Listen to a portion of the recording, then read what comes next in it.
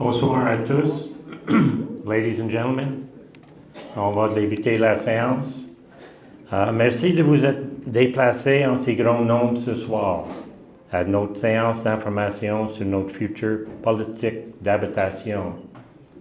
J'espère que la prochaine séance conseil, le 3 juin, que tout le monde sont ici ce soir va être présenté en grand nombre comme ça.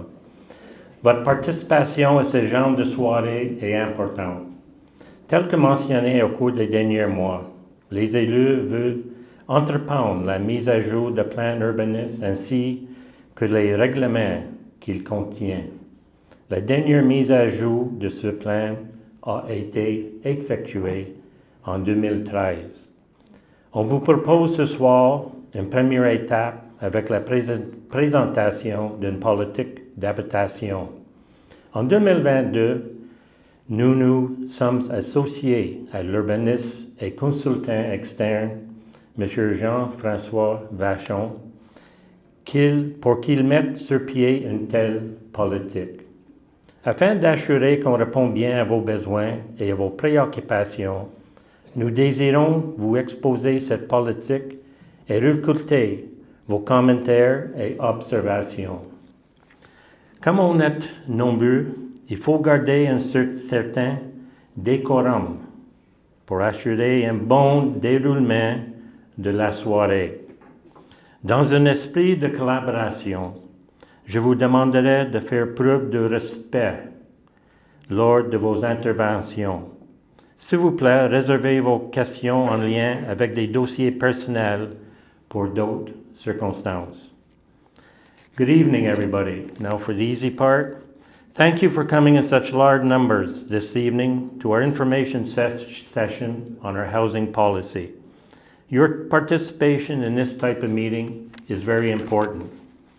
As mentioned over the last few months, the elected officials are planning to update the urban plan and the bylaws it contains. The plan was last updated in 2013. Tonight, we propose a first step with the presentation of a housing policy. In 2023, we partnered with urban planner and external consultant Jean-François Vachon to develop such a policy.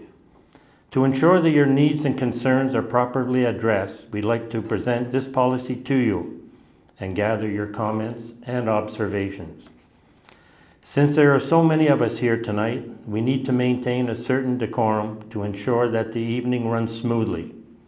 In the spirit of good cooperation, I would ask you to be respectful in your comments and observations. Please reserve questions about personal matters for other occasions. Sans plus tarder, je passe la parole à nos consultants, M. Jean-François Vachon. Merci, Monsieur le maire. Thank you, Mr. the Mayor. Donc, bonsoir tout le monde. Je me présente, Jean-François Vachon. Je suis pas assez fort? OK. Est-ce que ça, c'est mieux? Oui? Parfait. Donc, bonsoir tout le monde. Jean-François Vachon, je suis urbaniste. Ça fait plus de 20 ans que je travaille dans les municipalités. Je suis très présent en Estrie. Depuis 2019, là, notre firme accompagne les différentes municipalités un peu partout au Québec sur la question de l'habitation qui s'est transformée là, depuis la pandémie, on pourrait dire, en crise du logement un peu partout au Québec. On a commencé notre réflexion puis notre travail avec les îles de la Madeleine où on a fait une première stratégie d'habitation qui vivait déjà des enjeux là, avant la pandémie. Puis rapidement, là, à partir de 2020-2021, on a été appelé à travailler un peu partout au Québec. Donc on dit, we say it's a housing crisis all over Canada. Nous, définitivement, là, présentement, on travaille all over Québec, from Gatineau to the île de la Madeleine. Et puis on est très content là, parce que bon, on est très attaché à la ville de Lac-Brome de pouvoir avoir eu la chance d'accompagner les élus dans une réflexion qui va avoir eu lieu depuis le printemps 2023 sur la question de l'habitation. Puis c'est dans ce contexte-là que ce soir, on vous soumet une politique d'habitation qui va être ouverte aux commentaires et aux bonifications. So tonight's presentation is like is introduced to you, but it will be put online this week, and citizens will have up to a month to comment it, and you can bonify it, and you can give your comments to tell us what you think about it. Donc, c'est vraiment une proposition ce soir dans l'idée un peu, je pense, comme il y a eu pour ceux qui ont participé à la planification stratégique. Donc, l'idée de pouvoir bonifier finalement, puis de vous entendre avant qu'il y ait un document qui soit adopté officiellement par les élus. Donc, I'll do the presentation in English and French, but I won't translate everything I say. However, the whole presentation is translated for you at the screen. The English is too small? Okay, hopefully it will be big enough. But I'll make sure that I translate the most important data and information. And of course, the questions at the end will be as you prefer in English or in French. I hope this is okay for you. So, comme je disais, en fait, c'est un projet sur lequel on travaille depuis le printemps 2023. Donc, la présentation aujourd'hui va être divisée en 5 grandes sections suivies d'une période de questions. Donc, une première partie sur pourquoi une politique d'habitation. Ensuite, on va adresser le portrait des ménages et du logement, suivi des besoins en logement qui sont visés par la stratégie d'habitation avec la vision de la ville et finalement les orientations qui sont proposées. Donc, pourquoi une politique d'habitation à Lac-Brome? Peut-être que vous posez cette question-là. En fait, pourquoi on décide de se doter d'une politique d'habitation? Bien, comme je disais, la crise du logement sévit présentement sur l'ensemble du territoire canadien. Cette crise a été, on pourrait dire, exacerbée depuis la pandémie, mais c'était déjà difficile dans Brome-Missisquoi, déjà difficile en Estrie, pour différentes raisons. Peu de terrain disponible, beaucoup de terrain en zone agricole. Évidemment, l'attrait aussi du tourisme qui applique une pression additionnelle sur le marché du logement. Avec la pandémie, on a eu un engouement important pour la région. C'est une des régions qui a attiré le plus de gens au niveau des migrations régionales. Et puis, non seulement à Lac-Brome, mais partout en région autour de Montréal, on a une crise maintenant qui sévit puis qui ne touche plus maintenant seulement la métropole, mais aussi les plus petites villes comme Lac-Brome. Pour ceux qui ont participé à la planification stratégique, il y a une majorité des gens qui se disaient favorables à ce que la Ville, selon les sondages qui ont été faits, à ce que la Ville prévoit plus de logements abordables et sociaux dans les futurs développements pour répondre aux besoins de la collectivité. Donc, j'espère qu'il y a certaines personnes qui ont répondu ça lors du sondage qui sont présents ce soir. Donc, la politique, ça présente, on pourrait dire, vraiment un premier geste pour s'attaquer au problème. Puis, c'est une position qui va servir à orienter le plan d'urbanisme et les prochains développements. So, in summary, like we're talking about the master plan of the city, but really now, the policy is the first step in tackling the issue of housing in Lac-Brome. And the objective is that the policy will guide the town's action in housing and the upcoming urban planning in the coming months. Okay, so household and housing profile. In the coming slides, we chose some interesting data regarding households and housing.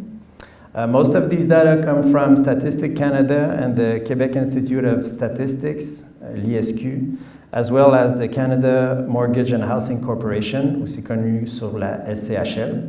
So if you disagree with the data, don't blame me. Okay. Population growth in Brome Lake. On this graphic, we can observe, maybe you've seen that graphic before, but we can observe that what is planned is that we still have demographic projections that are positive until 2031. And then after, we observe a slight decrease of about 4% until 2041. That contradicts the tendency at the provincial level, where it increases by 4% during the same period between 2031 and 2041. The good news is that this projection can be reversed, and that's a bit one of the objectives of the housing policy. And it can be influenced by different factors, including the attraction of new households. So, However, there's another strong tendency during that same period, which will be harder to fight, which is the population aging phenomenon. The group of over 65 years old now represent 45% of all households in Lac-Brome, and this will increase to 58% in less than 20 years. This is way more than the average for the province, where 35% of households will be over 65 in 2041. More specifically, in terms of number, in Brome Lake, about 400 households will join the group of over 65, and for the 75 and over, we will observe twice the actual numbers of households. This will have an impact on housing needs. Maintenant, pour ce qui a trait au marché immobilier, on constate que la majorité du marché immobilier à Lac-Brome est constitué de maisons unifamiliales isolées, single detached houses. C'est beaucoup plus que ce qu'on observe dans le reste du Québec. C'est 2 fois plus important même que ce qu'on observe au niveau de la province. Mais c'est aussi plus important que ce qu'on observe au niveau de la MRC, une proportion qui est plutôt autour de 62%, donc on est 20% au-dessus de ce qu'on observe dans la MRC de Brome-Missisquoi au niveau régional. Toutefois, ce qui est intéressant, c'est de voir que près de 80%, about 80% of all households consist of 1 or 2 people, donc des petits ménages dans des maisons unifamiliales isolées. Ça, c'est vrai pour Lac-Brome, mais c'est vrai de toute façon un peu partout au Québec. Là, quand on observe un haut taux de maisons unifamiliales, on observe un haut taux de propriétaires, un taux important de homeowners. Au Québec, la hausse des prix observée prend souvent sa source dans l'augmentation des prix des maisons. Donc, finalement, ce qui arrive, c'est qu'on avait des maisons qui étaient à un prix abordable. Des fois, il y avait des maisons qui étaient louées à long terme. Ces maisons-là, le prix augmente. Les gens, finalement, rachètent la maison et puis, par le prix, ça fait en sorte qu'il y a des personnes qui doivent se trouver des nouveaux logements. La hausse aussi des prix au niveau des ventes des transactions concernant les immeubles à logement augmente, ce qui fait en sorte que ça augmente grandement la pression sur les loyers. Mais surtout, c'est qu'on a comme une quantité de personnes qui avant allaient acheter des propriétés, qui n'ont plus les moyens maintenant d'acheter puis qui doivent se tourner vers le marché locatif. Et puis qui n'ont peut-être pas d'option dans certaines municipalités, et souvent dans les municipalités où on a une forte proportion de maisons unifamiliales comme ça. Donc le produit ou le fait qu'on ait beaucoup de maisons unifamiliales va souvent créer de la pression au niveau là, de la crise du logement pour des territoires.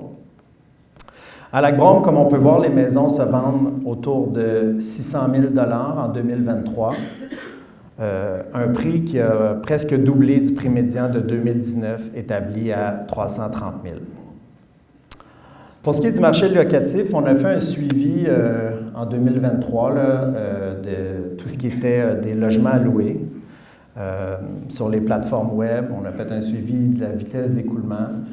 Je dirais qu'au-delà des prix qui sont assez élevés, là, on peut voir le 1 800 $ par mois pour un 2 chambres à coucher ou un 3 chambres à 2 500 $ par mois. C'est surtout l'offre anémique, en fait, donc très peu de logements, en fait, qui sont disponibles et alloués sur le territoire. Donc, on voit qu'on a très peu d'options pour des prix abordables pour un ménage avec des revenus modiques ou même modérés. Puis, il est évident que présentement, les coûts de construction actuels complexifient là, la situation, donc c'est un défi additionnel. On fait, juste pour aider un peu à visualiser, puisque peut-être que vous êtes déjà propriétaire de votre maison, puis que vous l'avez acheté à une autre époque, ou vous l'avez acheté avec des taux hypothécaires qui étaient plus avantageux que ceux qui sont offerts présentement aux nouveaux acheteurs. Mais avec les taux hypothécaires actuels, si j'ai quelqu'un qui achetait une maison, comme on voit ici, là, disons 590 000, là, une maison qui est peut-être déjà vendue, qui était à vendre, qui est le prix médian là, de Lac-Brome.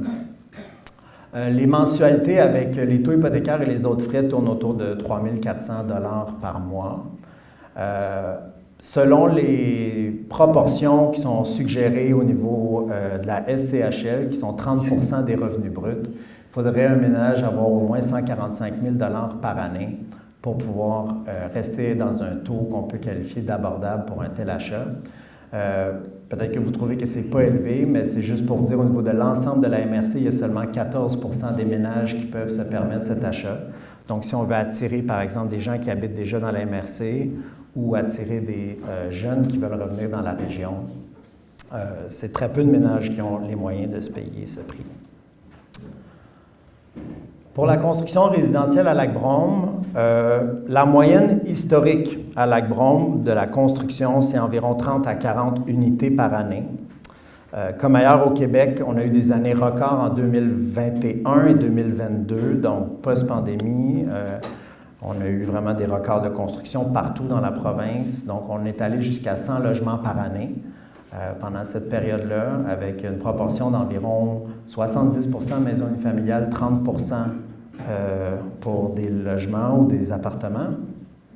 Cependant, en 2023, on voit qu'on est revenu là, aux statistiques standards, 32 unités, et puis juste pour souligner, là, 100 % des maisons ou des permis émis étaient pour des maisons unifamiliales en 2023.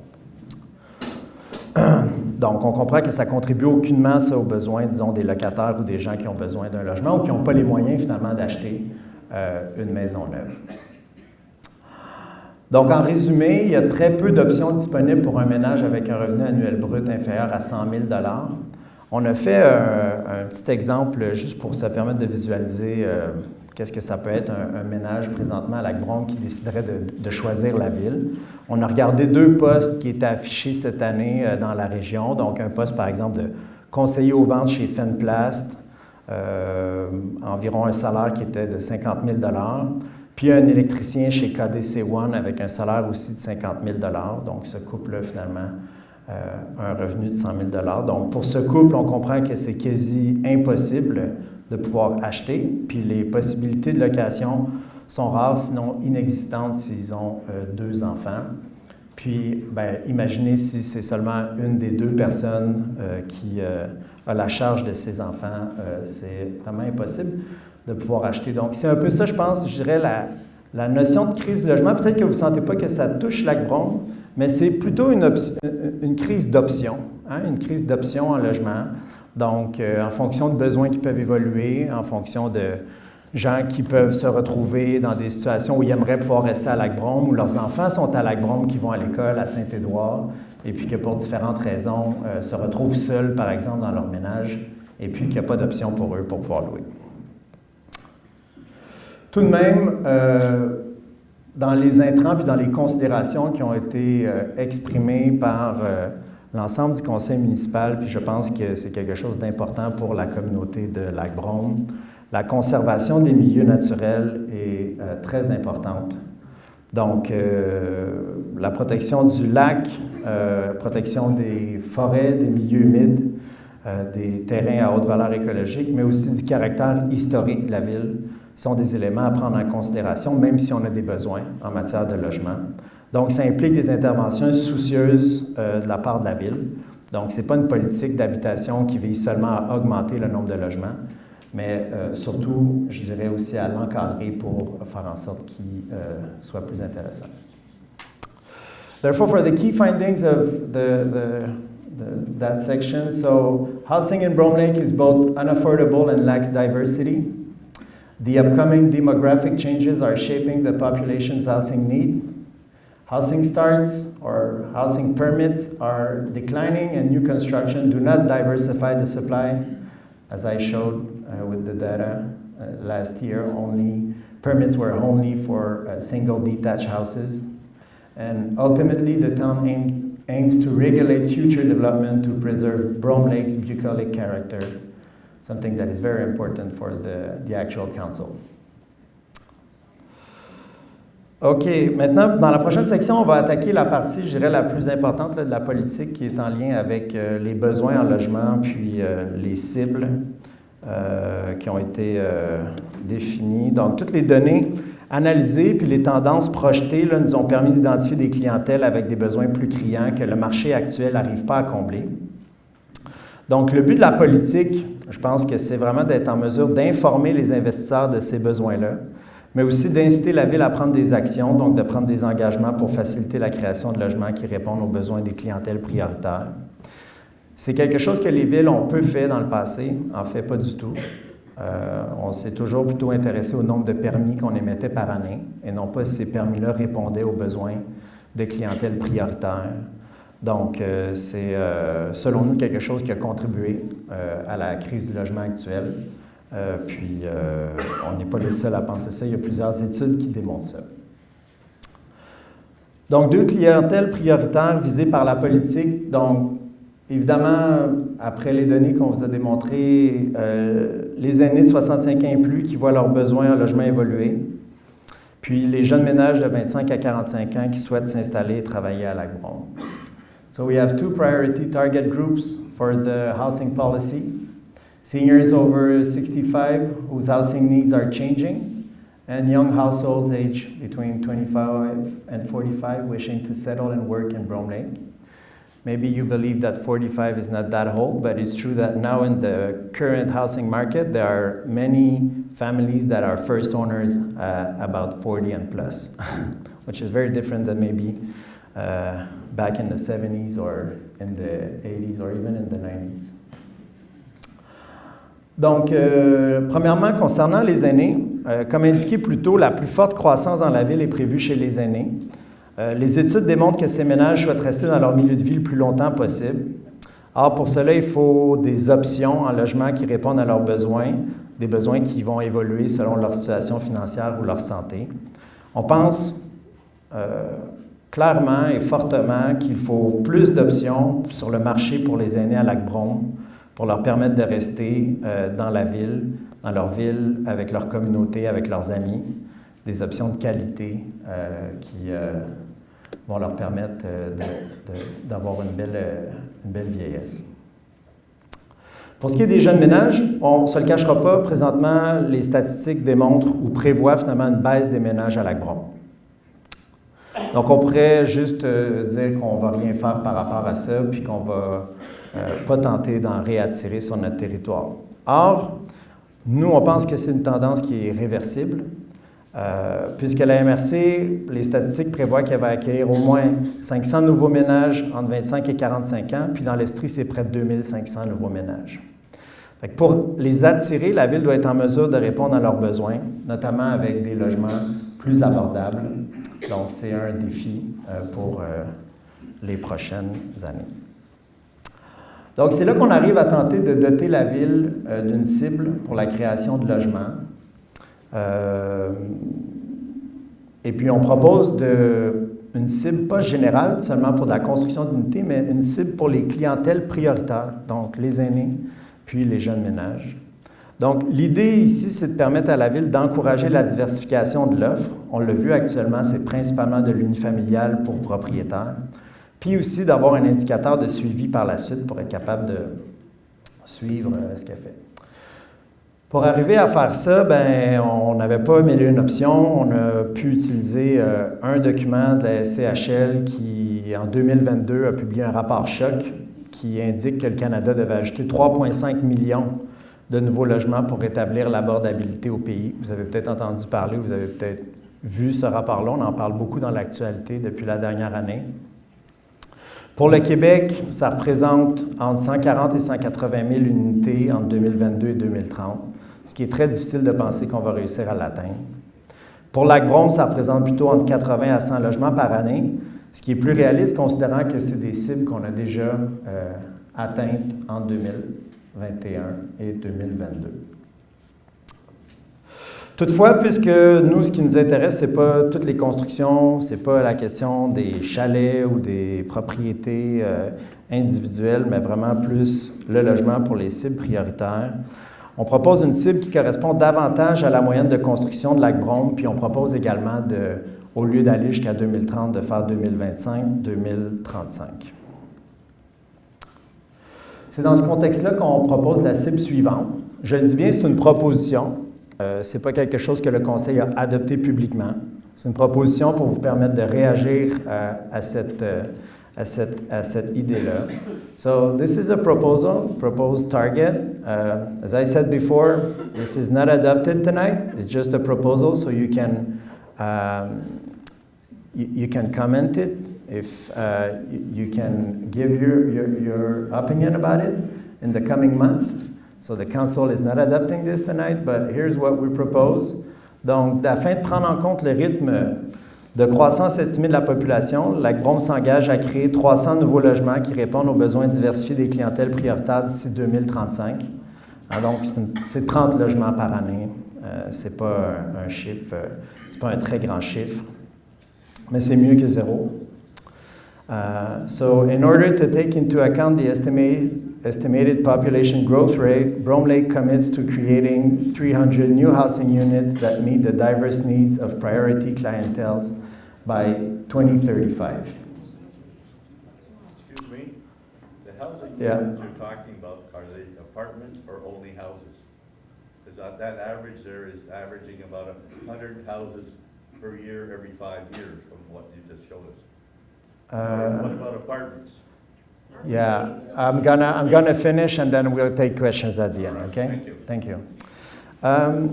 Donc, concernant la vision de la ville puis les engagements proposés, donc on va... so here's the town vision. What we propose, the town becomes a key player in housing that will make sure encouraging construction of suitable housing for current and future residents.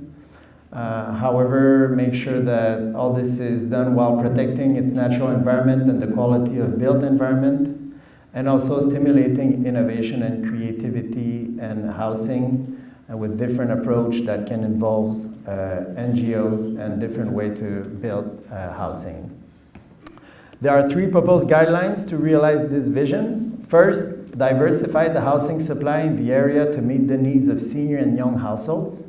Second, identify priority areas for the creation of new housing. And third, regulate the quality of new residential developments while encouraging affordability. Donc, je vais les reprendre en français maintenant.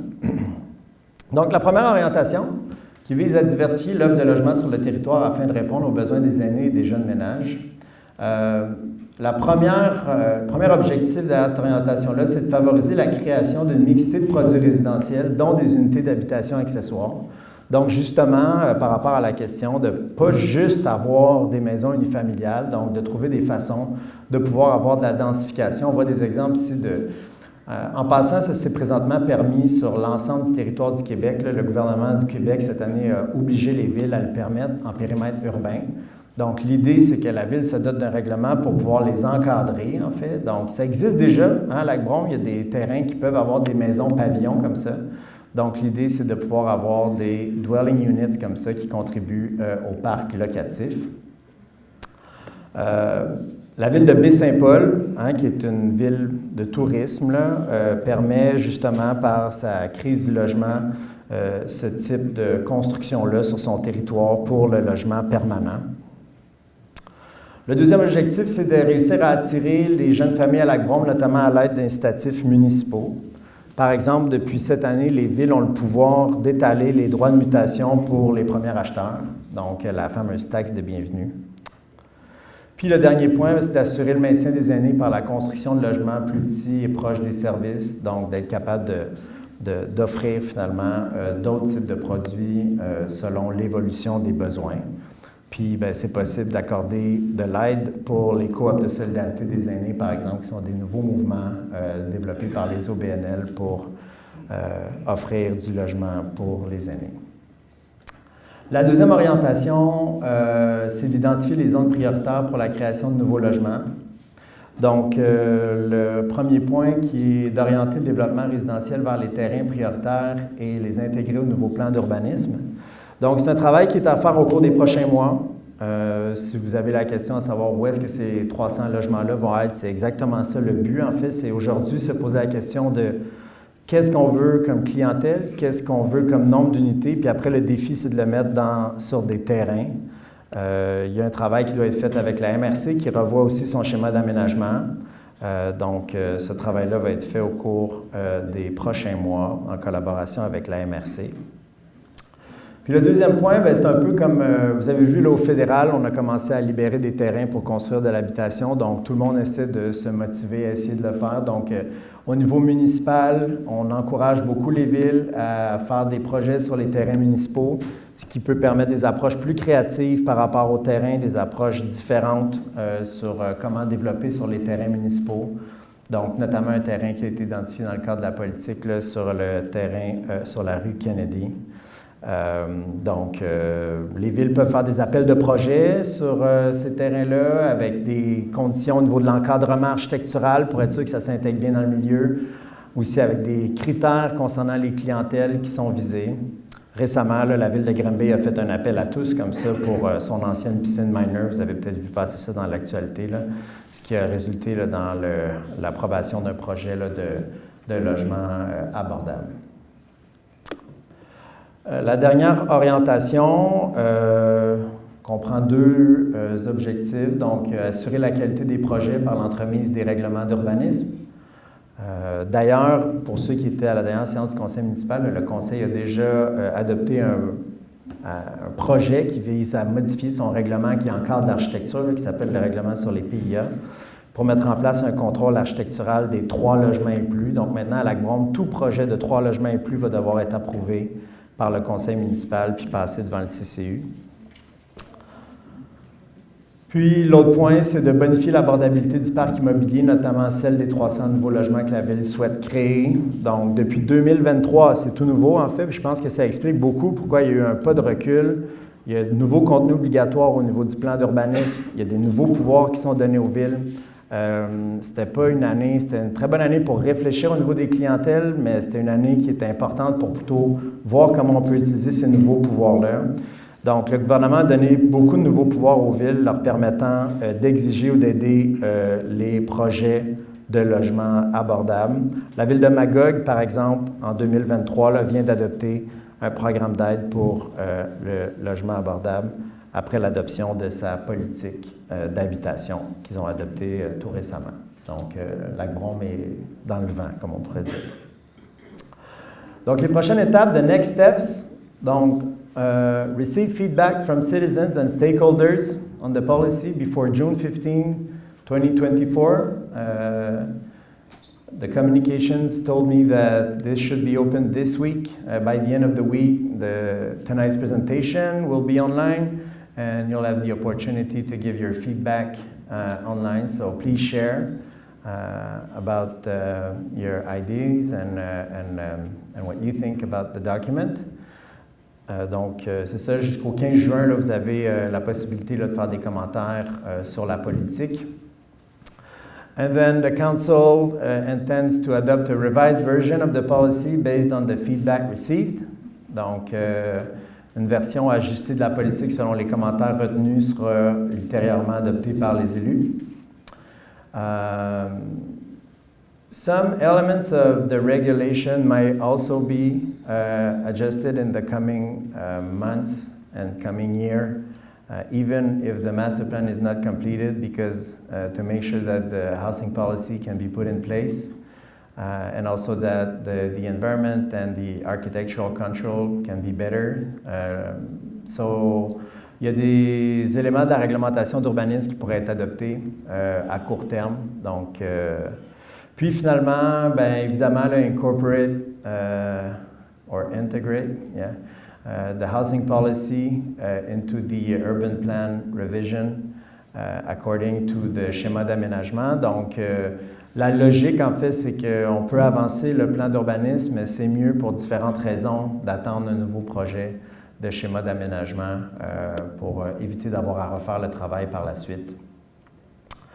Mais ça n'empêche pas la Ville, maintenant qu'elle a une politique d'habitation, de pouvoir accompagner les acteurs afin d'atteindre la cible des 300 logements pour les clientèles prioritaires d'ici 2035. So that doesn't mean that even if there's some planning undergoing that the municipality can help and support stakeholders in achieving and respecting the target of constructing 300 housing units by 2035. So now time for discussion. Période d'échange maintenant. Oui, avant de débuter, merci M. Vachon. Avant de débuter la période de questions, je passe la parole à Lee Patterson. Merci. Thank you, Mr. Mayor. We got several questions when people registered for the presentation this evening. Il y a des membres également du CCU qui avaient posé quelques questions. Donc, je trouvais intéressant de faire avec Jean-François un petit échange très rapide, peut-être un petit 10 minutes de questions, des grandes lignes qu'on a reçues comme questions et ça pourrait en amont peut-être répondre à certaines de vos questions. So we've already received certain questions, the CCU for example, elected officials when we were going through the process. So we'll do a little quick question and answer with M. Vachon before we get to your questions. Alors, Jean-François, le lien, premièrement, pour ceux qui ne savent pas, un plan d'urbanisme, ça sert à quoi? Puis en quoi la politique d'habitation va venir travailler avec le futur plan d'urbanisme de la Ville? Bien, en fait, c'est ça, le plan d'urbanisme devrait permettre à la Ville d'identifier les zones, en fait, où on souhaite orienter le développement. Donc, de clarifier finalement. C'est quelque chose qu'on n'a pas présentement dans les outils de planification. On a plusieurs zones. On a un plan de zonage. Dans le plan d'urbanisme, c'est difficile de voir les endroits où on souhaite pouvoir développer. Donc, ça va être un moment pour les citoyens de, si vous avez des préoccupations à savoir où vont être ces logements-là, bien, de pouvoir voir sur un plan l'idée de où est-ce qu'on peut projeter le développement pour les prochaines années. Donc, la politique d'habitation, premièrement, depuis 2023, c'est tout nouveau, mais maintenant, le gouvernement oblige les villes, dans leur plan d'urbanisme, d'avoir des indicateurs puis des cibles comme ça. Donc, c'est pour ça qu'on appelle ça une première étape, c'est que ce document-là va pouvoir servir à nourrir le plan d'urbanisme puis respecter cette obligation légale-là. Et puis, c'est pour ça qu'on pense que la Ville, finalement, a comme suivi les bonnes étapes là, avec la politique. Ouais. D'accord. In your presentation, Jean-François, you refer to prioritize zones or pieces of land. Where will they be and how will we choose them? Mm-hmm. Well, the main, you know, the major vacant lands or piece of land on the territory of the municipality is mainly around Knowlton. This is where we have like the most interesting vacant property of many hectares. So also, you know, you're close to services, close to businesses. So regarding the clientele that's been identified in the housing policy, and also since all these properties are close to urban services, water and sewer, they seem to be the most appropriate for these clienteles. Yeah. Do you have specifics? No. So, les 300 logements projetés incluent-ils les projets en cours? Oui, mais je dirais avec un bémol. C'est sûr que si c'est un projet ou un projet de développement qui ne répond pas aux clientèles visées, donc qui n'a pas été pensé pour répondre aux besoins spécifiques des aînés ou aux besoins des jeunes ménages, la réponse est non. Donc, d'ailleurs, on invite la Ville à transmettre la politique, une fois qu'elle va être adoptée, aux gens qui font des projets pour savoir s'ils ne pourraient pas adopter ou adapter les unités qui n'ont pas été encore construites. Là, on peut penser que pour les aînés, bien, il faut penser à l'accessibilité universelle, puis faire en sorte que les appartements soient peut-être pensés différemment. Donc, voilà. In the past, in Town of Rome Lake, we've had issues with the quality of town water. For those that have lived here for a long time. Comment voyez-vous les enjeux d'infrastructures d'eau et d'égout pour permettre ces nouvelles résidences? Mm-hmm. So the municipal engineers have been involved, you know, for a long time on looking at all the different opportunity and the capacity of the infrastructure, and town is very well as many opportunities at that level and has a lot of capacity regarding future developments. Well, definitely there's no issue for 300 units, that's for sure. Parfait. Les impacts pour la circulation, c'est sûr que plus de gens égale plus de véhicules. Comment est-ce qu'on a pris ça en considération? Mm-hmm. Bien, tu sais, la Ville construit déjà environ 30 logements, bon an, mal an. Donc, la politique, la seule chose qu'elle dit, en fait, c'est de réorienter vers des clientèles prioritaires les 30 portes qui sont construites. Donc, l'impact est vraiment négligeable, là, 30 unités par année sur un territoire de la taille de Lac-Brome. Il n'y a vraiment aucun enjeu à ce niveau-là. Il y a d'autres activités économiques là, qui ont beaucoup plus d'impact que 30 logements par année au niveau de la circulation.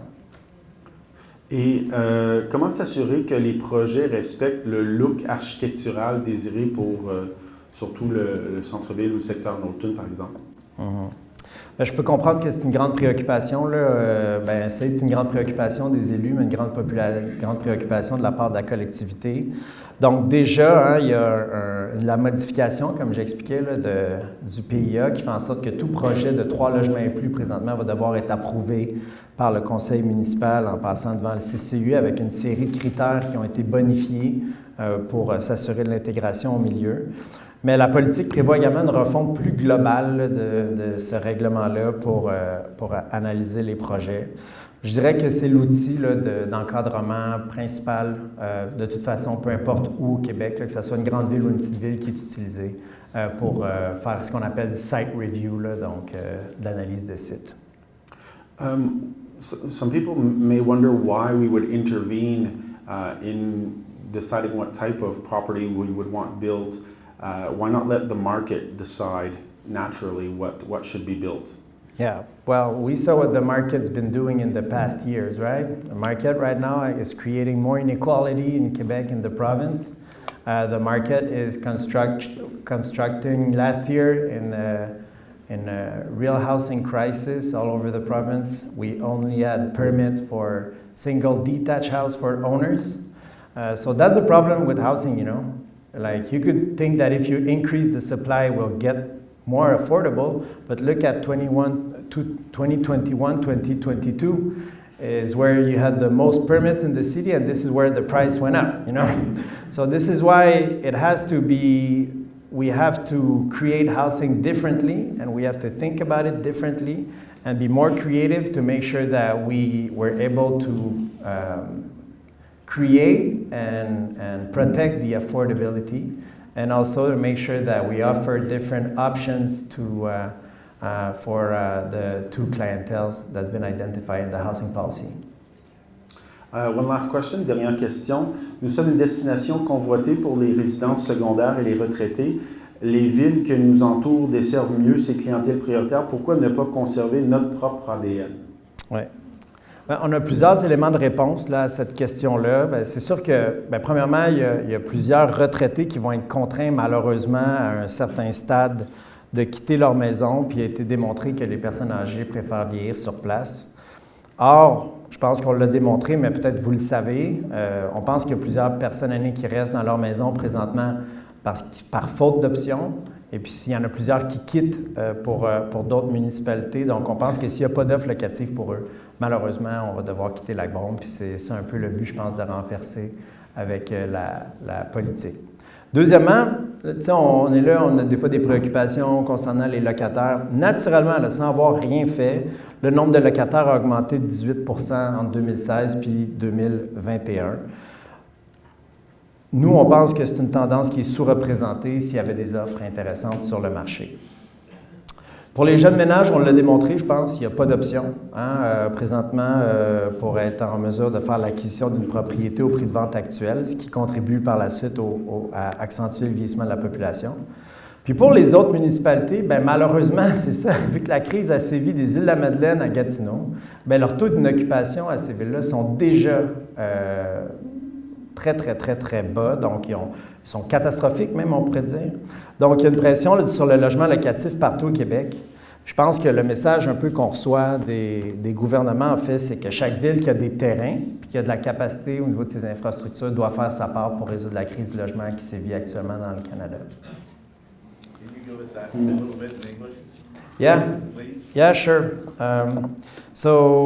The question was like, why don't we just leave the other cities and then like the clientele and natural clientele in Knowlton and Lac-Brome is mainly retired people, households, or how do you call this?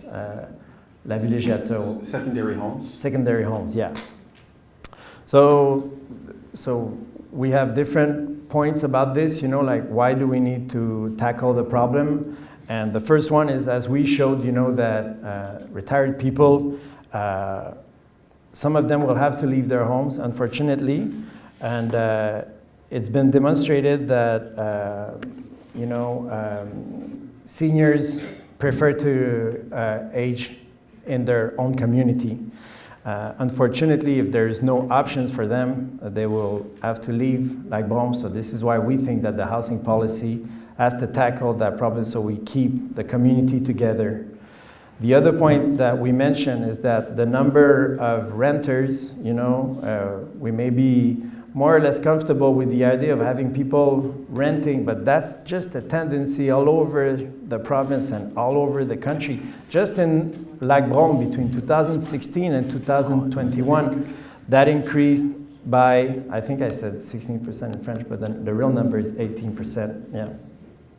Which we think is underrepresented because there is no option. We think that if there were more options, that number would even be higher, and that a lot of people left to go in Cowansville, Granby, or elsewhere to rent once they're not able to take care of their home anymore. It's not only because of money issues, sometimes it's just you don't want to take care of a home no more, right?